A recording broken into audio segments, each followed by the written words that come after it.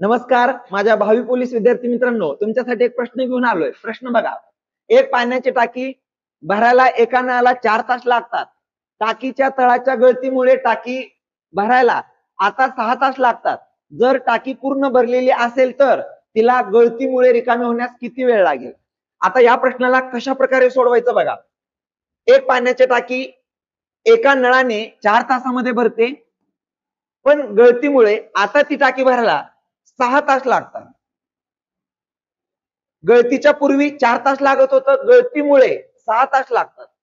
आता काय करायचं? वर दोघांचा गुणाकार करायचा आणि खाली दोघांची वजाबाकी करायचं. 4 आणि 6 या दोघातला फरक किती येतो? 2 येतो. आता याला भाग देऊयात.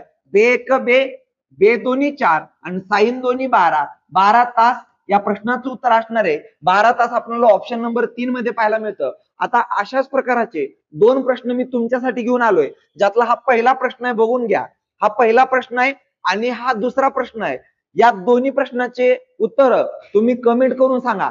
आणि जर ट्रिक आवडली तर आपल्या लक्ष्य अकॅडमीच्या युट्यूब चॅनलला लाईक करा, शेअर करा आणि सबस्क्राईब करा. धन्यवाद.